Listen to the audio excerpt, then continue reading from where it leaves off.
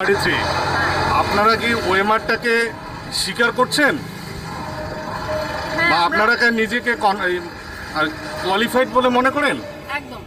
আমরা যে ওয়েবসাইটে যে পাবলিশ করা হয়েছিল ওয়েমারটা, সেই ওয়েমারটা আমরা প্রত্যেকে স্বীকার করি যে হ্যাঁ আমাদেরই ওয়েমার এবং আমরা প্রত্যেকে কোয়ালিফাইড। তাছাড়া আমার ওয়েমার দেখাই, এই যে এটা আমার ওয়েমার, এখানে 55টা কোশ্চেনই আমি অ্যান্সার করেছি এবং এই ওয়েমারে আমি 46 নাম্বার পেয়েছি। এবার আমার সাবজেক্ট ইংলিশের দুটো অ্যান্সার, এই অ্যান্সারটি হচ্ছে যেটা এসএসসি নিজের ওয়েবসাইটে পাবলিশ করেছিল।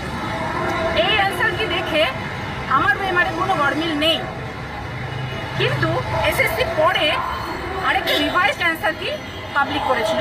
পাবলিক না, এটা কোনো ওয়েবসাইটে দেওয়া ছিল না। এই রিভাইজড কপি হিসেবে অনেকেরই নাম্বার গরমিল হয়েছে, কারণ এখানে কিছু কিছু প্রশ্নের উত্তর পরিবর্তন করা হয়েছে। যেমন এখানে 9 নম্বর কোশ্চেনের উত্তর প্রথমে করা হয়েছিল প্রথম অ্যান্সার কিতে সি, এবার পরের উত্তরপত্রে 9-এর উত্তর করা হয়েছে বি।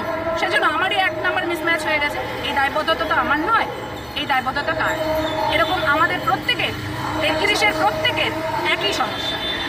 চেয়ারম্যান স্যার সেটাকে এরর বলুক বা একাধিক অ্যান্সার কি বলুক, যেটাই হোক, এই দুটো কারণেই আমাদের প্রত্যেকের ওয়েমারে 2-1 নাম্বারে মিসম্যাচ হয়েছে।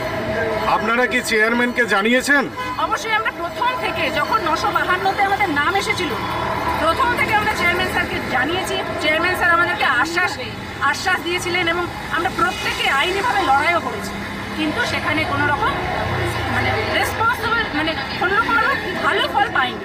সে একই জায়গায় আমাদেরকে রেখে দেওয়া হয়েছে। চেয়ারম্যান কি কোনো এটা সম্পর্কে, এই ওএমআরটা সম্পর্কে কোনো ক্লারিফিকেশন দিয়েছে? চেয়ারম্যান কোর্টে গিয়ে কোনো রকমভাবে ক্ল্যারিফাই দেননি, কিন্তু চেয়ারম্যান আমরা যতবার চেয়ারম্যানের কাছে কমপ্লেন করেছি, দরখাস্ত করেছি, সেটা স্পিড পোস্টে হোক বা সরাসরি হোক, সবসময় চেয়ারম্যান আমাদেরকে ইতিবাচক কথা বলেছে এবং সেটা বারবার বলেছে যে এটা হচ্ছে রিমেনিং 33-র এই প্রবলেমটা হচ্ছে টেকনিক্যাল এরর, এটাই তিনি বারবার বলেছেন। আপনারা ভবিষ্যতে কি করতে চাচ্ছেন? আমরা ভবিষ্যতে প্রত্যেকেরই দরকার, স্কুলে অবশ্যই যেতে চাই, আমাদেরকে স্কুলে যাওয়ার অনুমতি দেওয়া হোক। আরও যারা যোগ্য শিক্ষক আছেন তাদের মতো যেন আমরাও স্কুলে যেতে পারি, কারণ আমরা প্রত্যেকেই যোগ্য। আর এর পরবর্তী পদক্ষেপ যেটা সবাই নেবে সেটা হচ্ছে সুপ্রিম কোর্টে আবার রিভিউ ফাইল করা। কিন্তু আমরা এত কম সংখ্যক আছি, আমরা প্রত্যেকের কাছে এখন চাকরি হারা, স্যালারিও বন্ধ হবে, আমাদের প্রত্যেকের সামর্থ্য নেই একসঙ্গে জোটবদ্ধভাবেও আমরা সুপ্রিম কোর্টে রিভিউ ফাইল করতে পারছি না। এবার এই দায়িত্বটা আবেদন আমার এসএসসির কাছে, মাননীয়ার কাছে, যে এই দায়িত্বটা এসএসসি বা